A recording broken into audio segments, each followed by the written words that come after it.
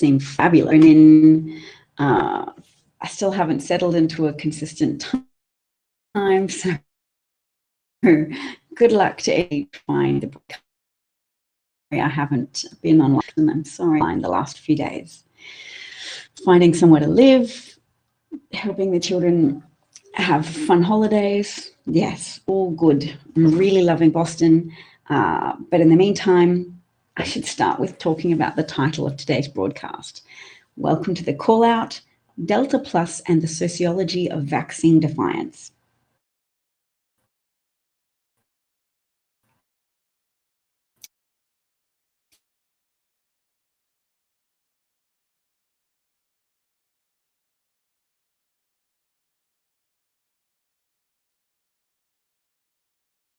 Hey, Molly's there. Hey, good morning, Molly. So really exciting to be on the same timeline as my American pals and to be able to connect with my audience in a way that's not late at night for them. That's just something I'm really relishing at this second in time. Back to the sociology of vaccine refusal and vaccine defiance, because there are some people whose tribal identities have become enmeshed in taking a stand against the vaccine out of loyalty to former president, that guy, former President Voldemort. So the sociology of vaccine refusal notes that when people have been conned, when there have been marks of a con artist, they can make a personal choice whether or not to let other people know that they've been conned and that they've been tricked into believing one version of events and entirely discounting information from other sources, because that's what cons do. They funnel you into trusting one person and who. So in the case of vaccine of having been told to believe all manner of very contradictory things, that January the 6th was no big deal, or that it was a big deal, but that it was Antifa, that COVID is a hoax and is nothing worse than a common cold, but also that it's a terrible, awful bioweapon inflicted on the US by Dr. Fauci and China, the Chinese government. So a whole mesh of different assertions that aren't coherently or that shouldn't be able to be sustained by someone who's thinking rationally.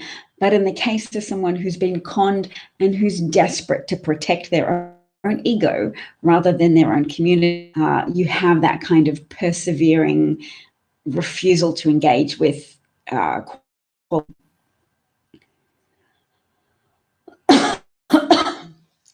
Molly says, personally, I'm tired of having to deal with non-vaxxers. If more had been vaccinated, this wouldn't be so bad.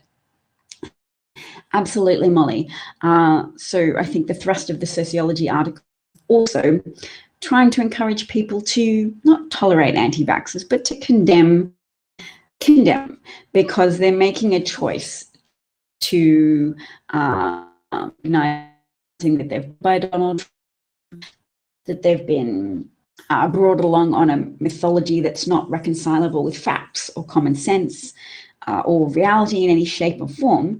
And instead they're choosing, instead of warning other people about this con, they're choosing to perpetuate the con rather than avoid the emotional consequences, admitting that they were duped, that all of their intellectual faculties that they may have built on, self-esteem as a discerning person and a patriotic person, those self-beliefs are all called into question by reality, that Donald Trump is a self-serving, seditious con artist who would rather throw America entirely under the bus than accept defeat in an election, accept that the federal government needed to take action to preserve American lives and lives, and that he was not only a failure, but a selfish homicidal maniac who sacrificed American lives in order to sell a narrative in which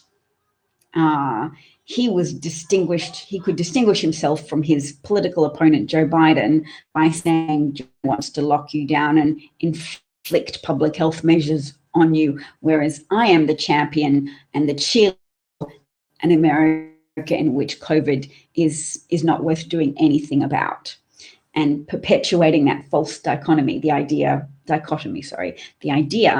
you have to choose the economy or choose public health, and that they are, whereas sensible people and many economists will argue that you are sabotaging the economy if you thoroughly neglect public health.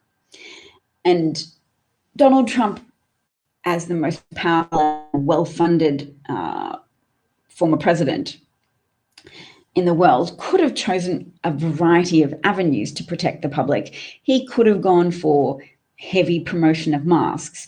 They were going to send out masks to everybody in April 2020, but that project was sabotaged by the Trump administration. They could have, and if they'd had widespread promotion of mask wearing, and if Donald Trump had sought to use his powers as president, the Defense Production Act of 1953, to compel American corporations to enter into contracts with the United States government to mass produce protective equipment articles. That could have also prevented some of the lockdowns. Even if his ban from China had been more effective, if he had created more safe quarantine opportunities for the 40,000 people who came to America from China after his ostensible ban, that his followers used to claim, oh, Democrats are opposed to it, therefore they criticized Trump as xenophobic and opposed the bans. It's not even true. Joe Biden did call Trump xenophobic, but not in connection with the travel ban. Biden pointed out that to defeat a pandemic, that you have to do more than merely talk about your wall or talk about your ban. You have to enact a lot of public health measures. And Joe Biden wrote an op-ed about it. I shall call him President Joe Biden now. President Joe Biden, before he was president, as a candidate for office in January of 2020, on January the 26th, he published an op-ed, or USA Today published an op-ed written by Joe Biden, in which Biden condemned Donald Trump's inadequate, lackluster response to COVID. January the 2020, over a year ago. This is probably a spam calls in America. A lot of spam. That's okay.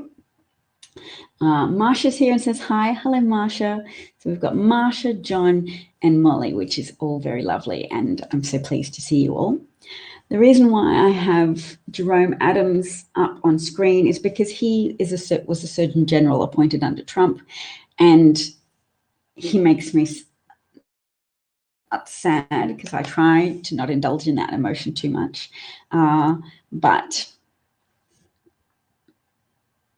for small reasons, choose your battles. But Jerome Adams is someone who could have spoken out more effectively about the failings of the Trump response.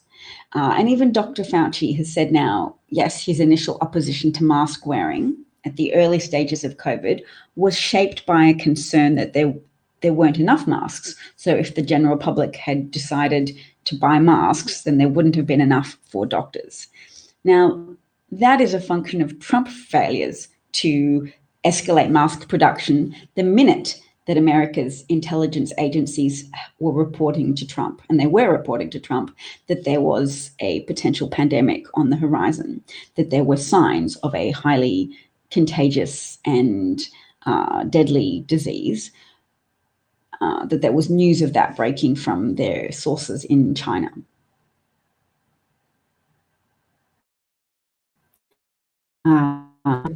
Trump undersupplied America with masks, and Fauci claims that he tried to protect America by saying, or tried to protect American healthcare workers by saying, don't worry about masks at the moment.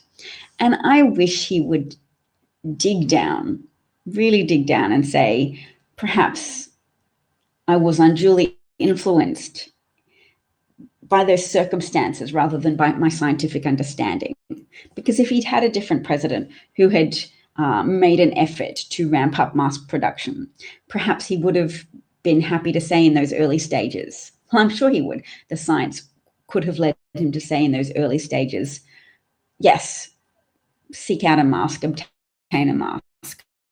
We don't know how much this thing is spreading, and if you want to wear a mask, that could be a responsible thing to do.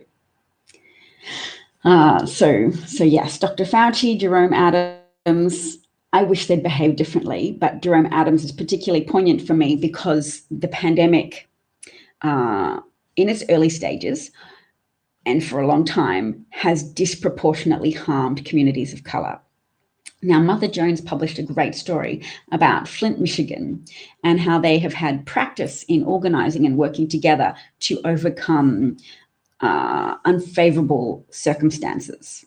For example, the criminal levels of neglect shown to the primarily Black population of Flint, Michigan, through the choice to draw water from a new source from the Flint River in Michigan through aging pipes that had lead.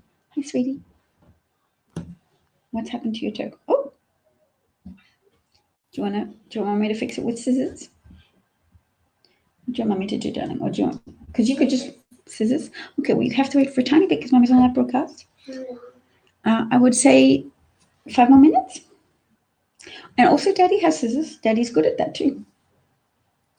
Don't forget your daddy. Your daddy. Yes, so let me see. Where am I up to?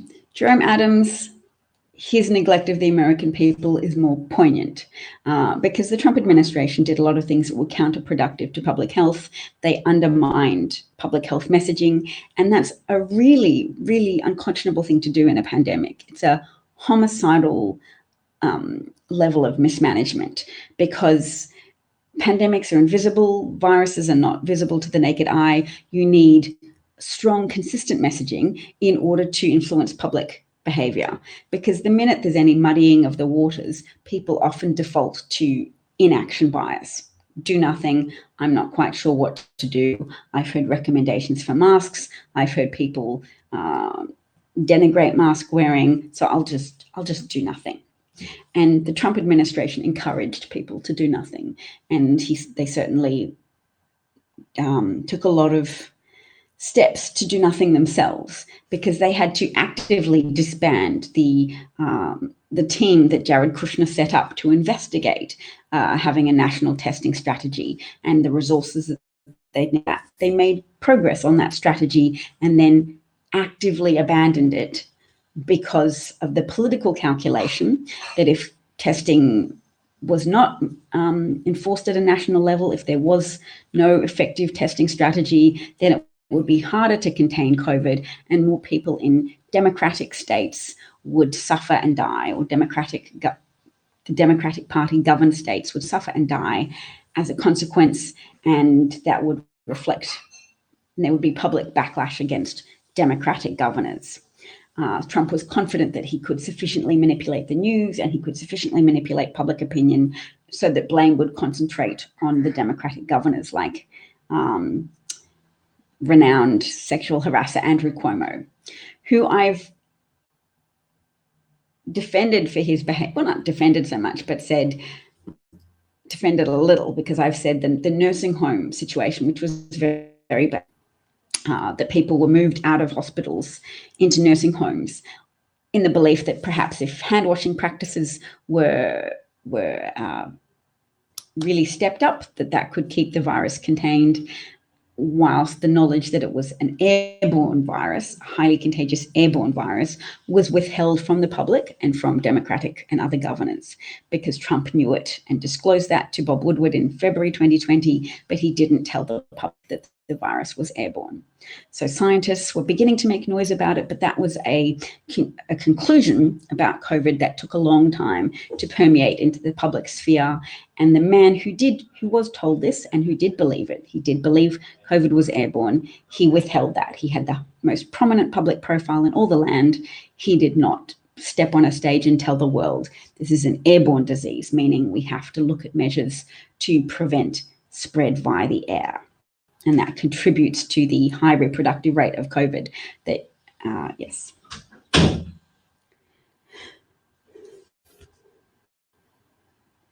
All right. Alexandra's here from Florida and the Mobius Fund. I'm so glad you're able to catch me live. That is lovely. Thank you for being here today.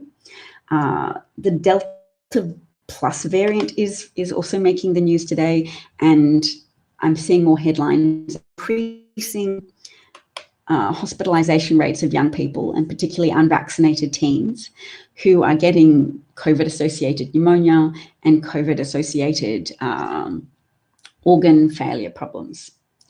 The miscellaneous sequelae to some cases of COVID. Perry Pilot is here with political news, noting that there's now evidence that Trump phoned acting Attorney General Jeffrey Rosen on February the 27th. Wouldn't have been February the 27th. You must have got the month mixed up, because this is prior to Joe Biden's inauguration and post Trump's election loss. But yes, he said, just say the election was corrupt and leave the rest to me and Republican congressmen. Yes, so what you probably mean, that was probably December the 27th, I'm guessing, because that is really a critical thing that should be talked about more, that there is now evidence that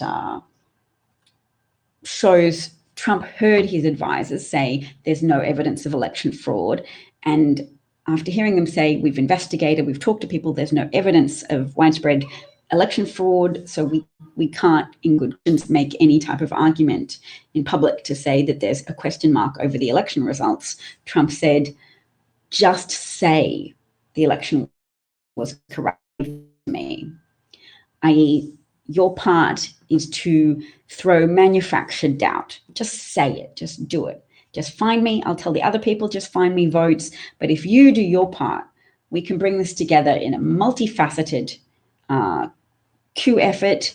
You say it's corrupt. I've been saying it's corrupt, and I'll keep saying that.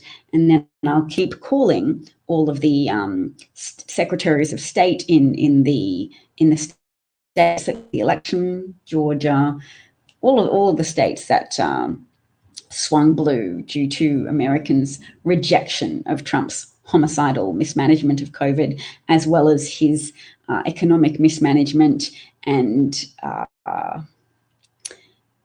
careful fascist level cultivating of animosity between different cultural groups in the United States in order to get angry, energized voters. People have pointed out that angry voters vote Republican.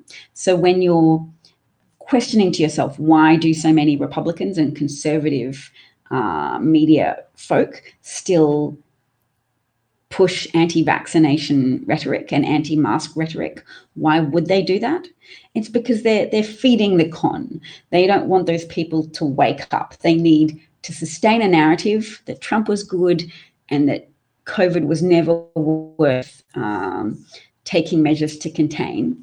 And they want to feed that victimhood and grievance, that fabricated victimhood and fabricated grievance, to feed the con, to sustain that misplaced rage and aggression, because those angry people can't easily see the big picture. Angry people can't easily back and look appraisingly at what's happening. So they need to keep people angry and irrational so that they vote Republican. Even though the Biden administration has done so much to help Americans and lift people out of poverty, there's just constant fabricated rage generation from conservative media outlets on Fox. And it's very potent, it's very powerful. And I think a lot of Democratic politicians are just waking up to the fact now that they can't rely on the fact that policies and actions have improved lives for so many Americans, impoverished Americans, because the poverty rate has been significantly improved with the child tax credit. They can't rely on their accomplishments. They have to contend with a media environment that still gives too much credence to destructive, nihilistic, fascist levels of animosity cultivation right-wing media and their right-wing co-conspirators in office who will continue to lie to the public and continue to hurt people without consequence if they are not held to account by the raised voices of decent people. So it's still no time to be quiet. I'm still going to keep broadcasting. I just started doing stand-up comedy as well on Sunday, in which I was rude about anti-vaxxers, and the audience cheered. So I was a little scared about it, but I was saying F them, because we need to harness the power of female rage, female parental rage.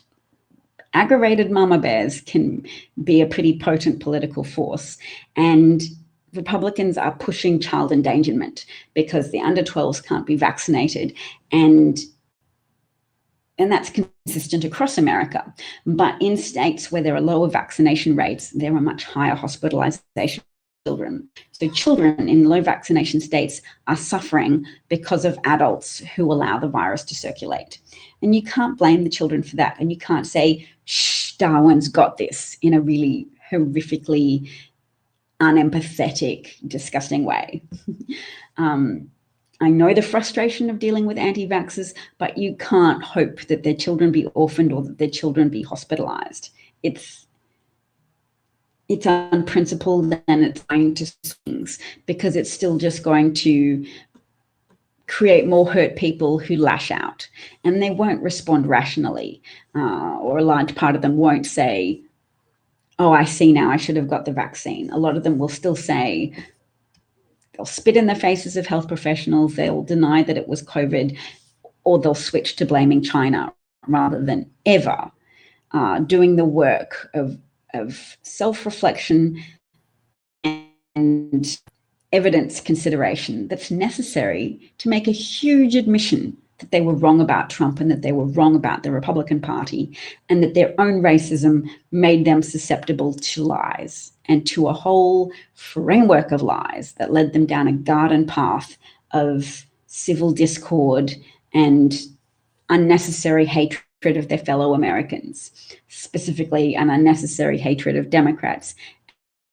and a hatred of Black people and their allies who marched for racial justice in the George Floyd protests. It's hard to countenance how much those racial justice protests have been denigrated and continue to be denigrated by conservatives.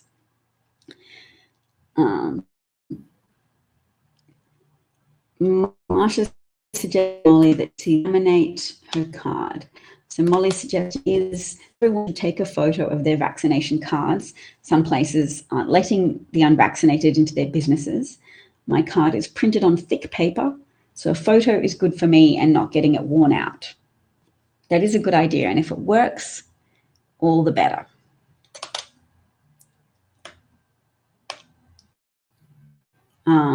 Marsha just gave us a great discussion award. Thank you, Marsha. Oh, people are bringing up Cuomo, whose defense was painful and cringe. Time for him to go. Absolutely. And the good news is that Biden's called for his resignation. Democrats at congressional levels have called for his resignation, and Democrats in the state of New York are also looking into what they need to do to move forward an impeachment investigation of Cuomo. So he'll go at some point.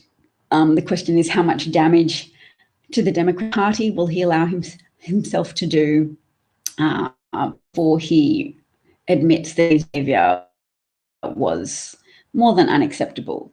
I guess he wants to avoid admitting that his behavior was so bad, and that we trust New York Attorney General Tisha James, whose investigation appears to have been thorough and well-sourced, that he He hired a state trooper to be in his personal security detail, even though she didn't have the requisite years of experience, and that he used that special hire to then sexually harass her, make inappropriate comments, and touch her frequently, to say nothing of the people who claim he literally cupped their breast in his hand, put his hand up their shirt and cupped their breast, the person whose butt he allegedly squeezed.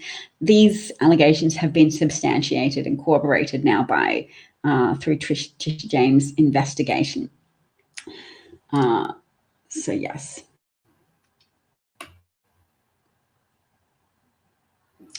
John Ardmore says, the marvelous Ms. Davina must stand up on YouTube, please.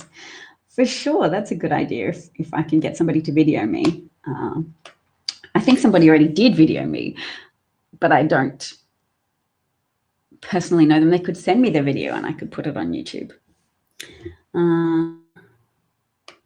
People flocked to Cuomo's leadership during the pandemic because Cuomo is in contrast with the constant chaos of Trump.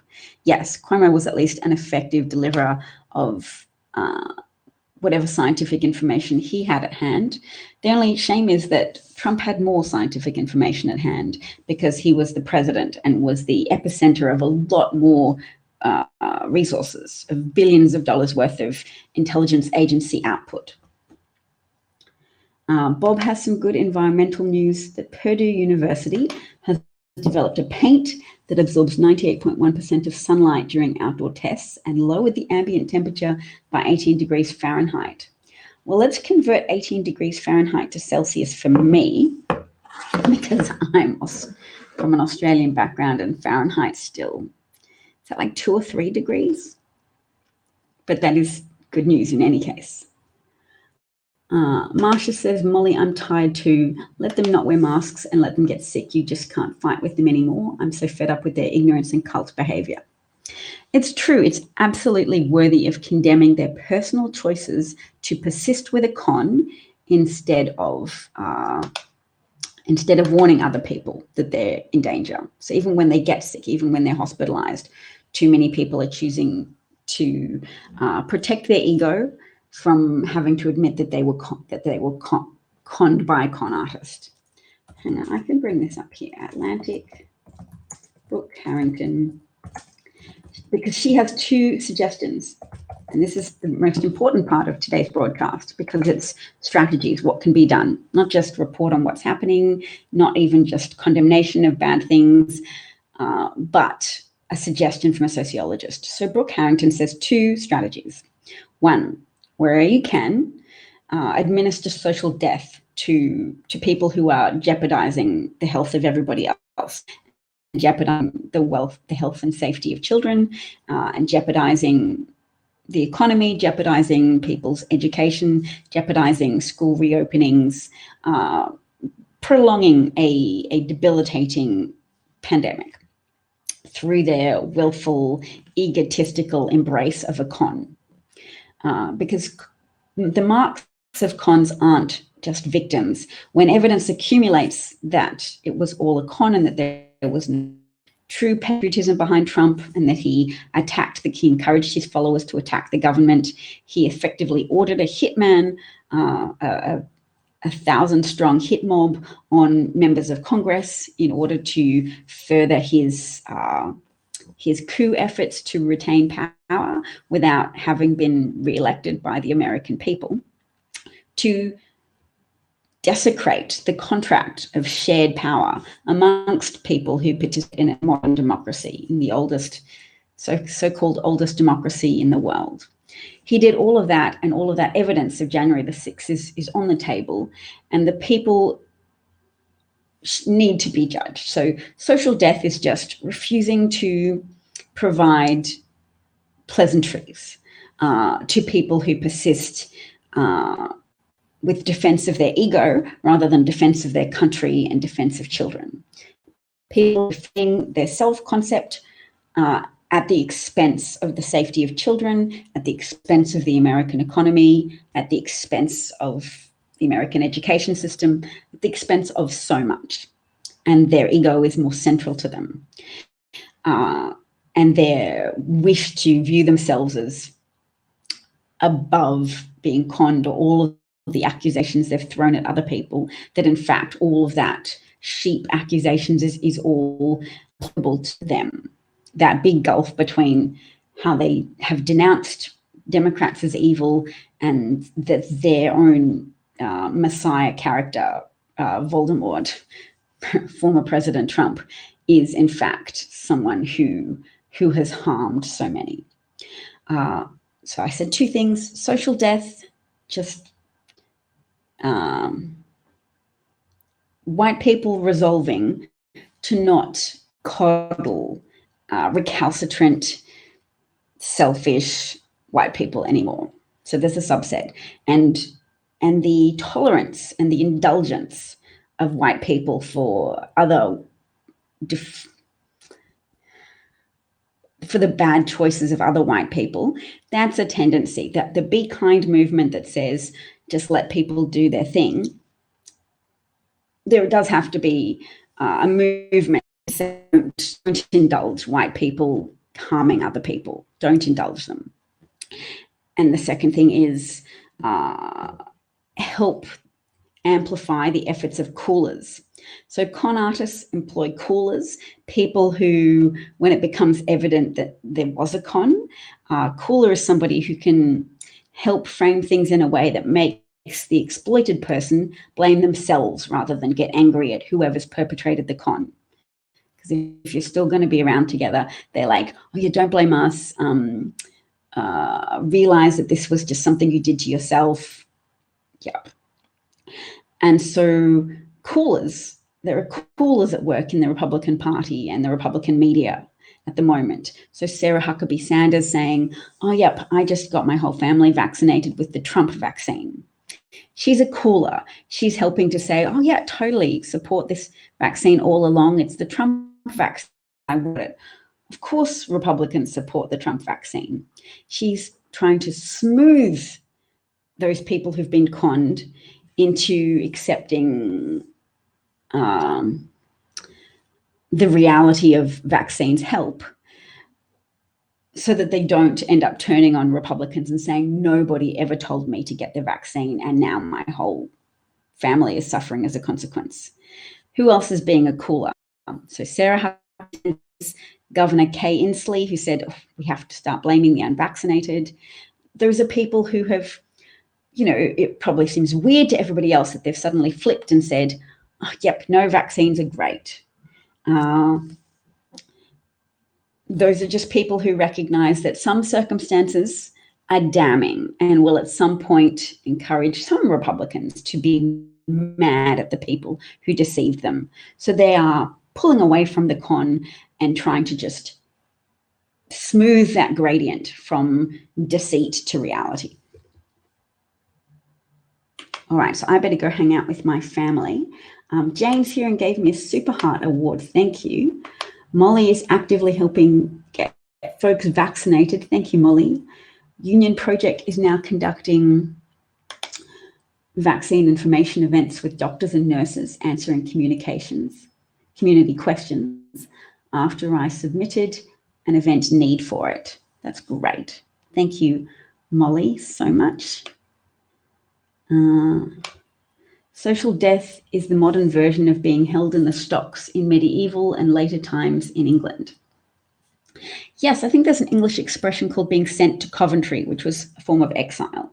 So in the context I'm using it, it just means not smiling at vaccine refusers, not smiling at people who asks, just shutting down any friendly tendencies, any kind tendencies you have. You don't have to go out of your way to be aggressive or unkind. Just shut down that social lubricant that keeps people all in a state of acting as if nothing bad is happening. There is something bad happening. Republicans are harming everybody else. And this shall not pass. It's unacceptable. Marsha says, by the way, your hair looks great. You love my haircut. The whole blow-dried effect that I first had when it was cut has gone. It was all shaped into little bits, but this is also still good and less ratty than it was.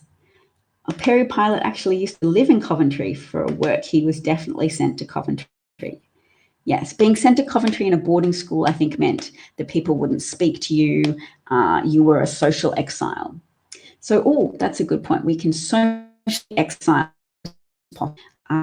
Republicans who persist with the con, who persist with endangering child endangerment and adult endangerment and community endangerment. Bob says the second bit of good news is that New York City will require proof of vaccination if people want to go in restaurants, movies, etc. The requirements will be phased in over a 2-week period. Yes, that is excellent news, and hopefully that is an area in which businesses will step up. Because of Trump's efforts to politicize COVID, Trump's efforts to profit from positioning himself as an opponent to public health, and therefore cementing his loyalists' opposition to all public health measures, it's made it more difficult for the Biden administration to unify the country around the need to protect each other and act in concerted fashion to pursue herd immunity via vaccination and mitigation strategies of mask wearing, whilst America makes progress towards that goal of 85% vaxxed herd immunity status. Marsha says, okay, bye, Dav. Enjoy your town. Thank you. Yes, love Boston.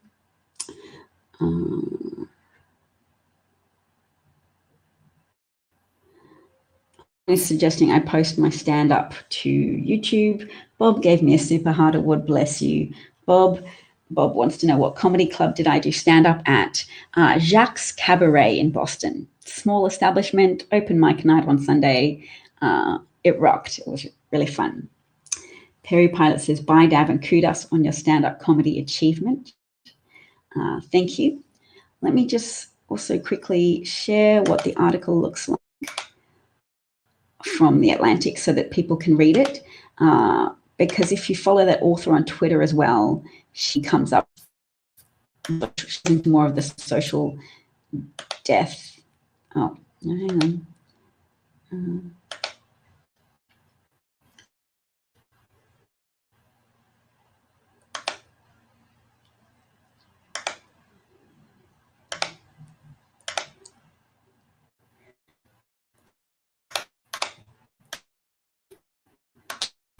Here we go. It's called The Vaccine Con Job. The anti-vaccine con job is becoming untenable.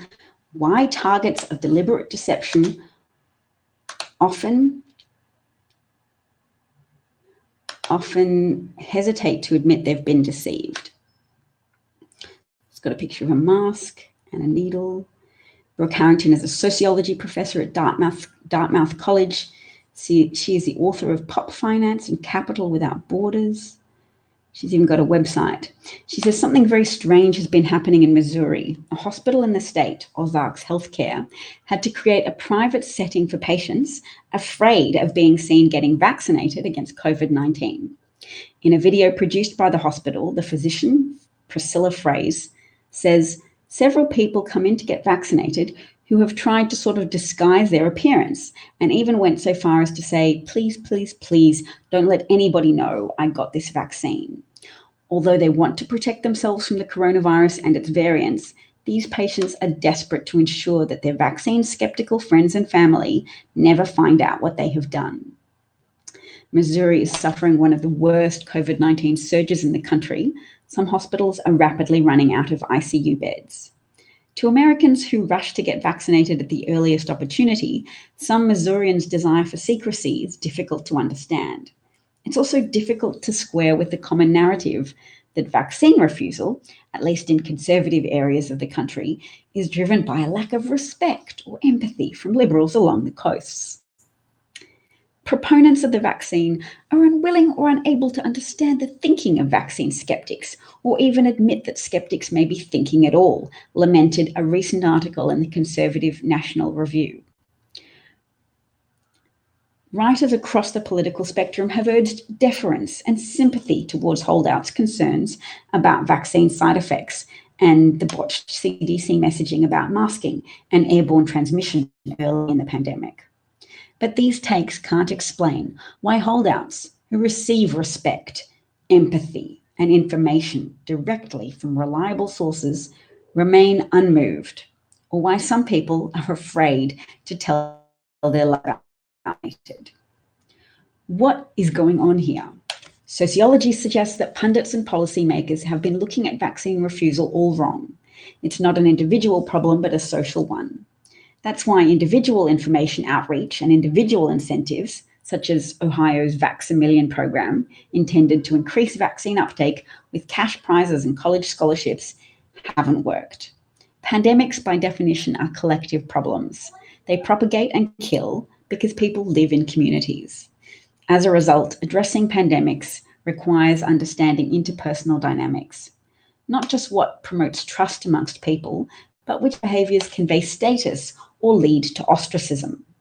Ostracism, excluding people, not giving them love.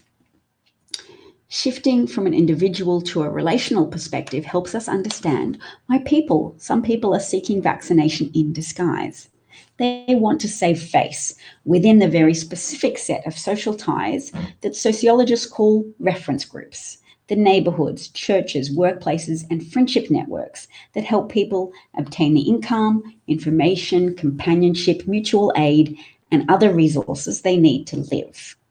The price of access to those resources is conformity to group norms. That's why nobody strives for the good opinion of everyone. Most people primarily seek the approval of people in their own reference groups. In Missouri and other red states, vaccine refusal on partisan grounds has become a defining marker of community affiliation. Acceptance within some circles is contingent on refusal to cooperate with the Biden administration's public health campaign. Getting vaccinated is a betrayal of that group norm, and those who get the shot can legitimately fear losing their job or incurring the wrath of their families and other reference groups. Sociology solves mysteries like these by zeroing in on problematic relationships and not the decisions that individuals make in isolation. Many of the people refusing safe, effective vaccination amidst a deadly pandemic are enmeshed in a very distinctive type of relationship that sociologists have been studying for more than 70 years, the con job. Con artists gain social or financial advantage by convincing their marks to believe the highly dubious claims and to block out all information to the contrary. COVID-19 related cons have become big business, not just for right-wing media outlets that have gained viewers while purveying vaccine disinformation, but also for small-time social media grifters, and enterprising professionals. The New York Times recently profiled Joseph McCullough, a Florida osteopath whom the paper described as the most influential spreader of coronavirus misinformation. 4 years ago, the Federal Trade Commission forced Mercola to pay nearly $3 million in settlements for false advertising claims about indoor tanning beds he had sold. In February of this year, Mercola told his millions of Facebook followers, that the vaccine would alter your genetic coding and promoted his line of vaccine supplements as an alternative to ward off COVID-19. To outsiders, the social dynamics of the con appear peculiar and irrational. Those caught up in it can seem self-destructive and frankly clueless. But to sociologists, including me, Brooke Harrington, who study fraud, such behaviors obey a predictable logic. So there you go. Molly says she's been there, audience. They were nice to me. They were a very nice audience to me, which I appreciate. Florida has refused to release the COVID numbers the last 3 days. Unsurprising because they're very high, aren't they? They've had, 150,000 cases? Let's have a look.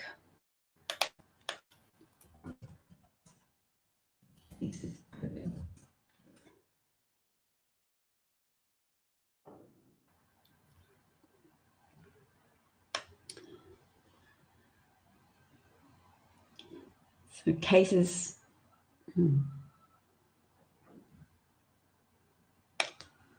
50% weekly increase in new cases. 1 in 3 US COVID cases last week were in Florida.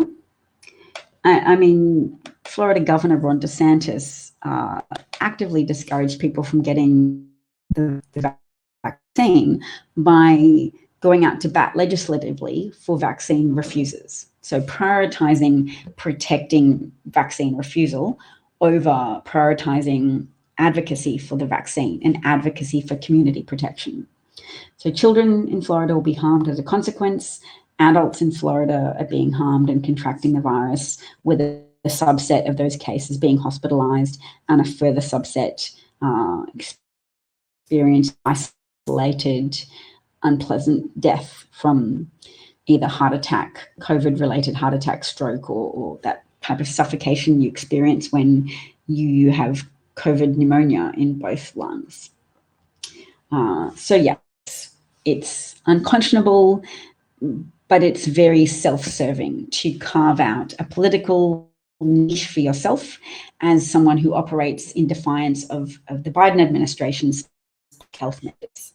They're able to fuel Republican misplaced grievance, and that's sad.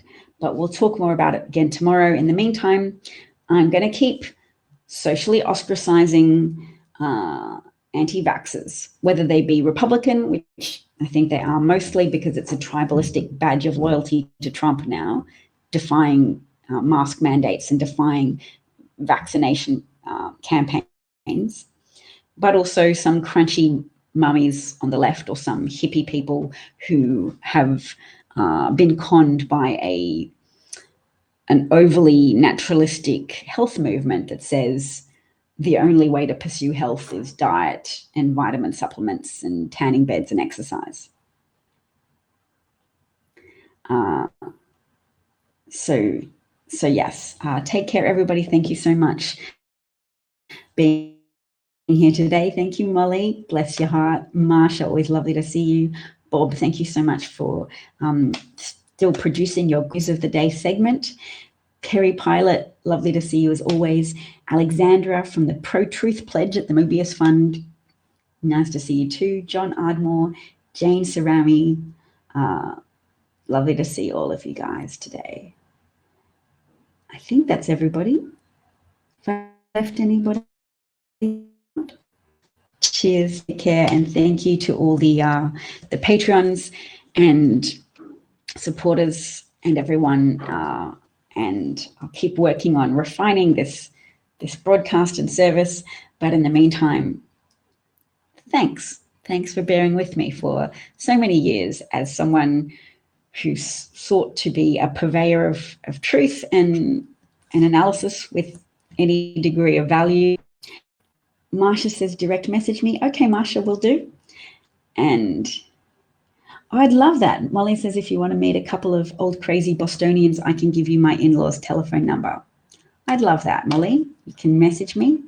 And I've got to try and direct message Marsha. Oh, and also I'm celebrating Nina Turner's law because she's a spoiler Democrat rather than a real Democrat. Biden's candidacy.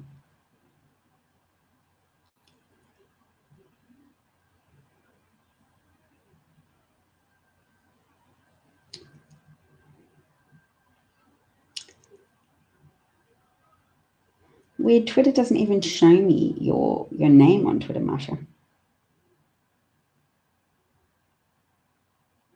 Like literally, it says no results for Marsha Garrell on Twitter. Molly says you may want to rethink that, Dav. What do you want me to rethink, darling? Celebrating Nina Turner's loss? I still celebrate it.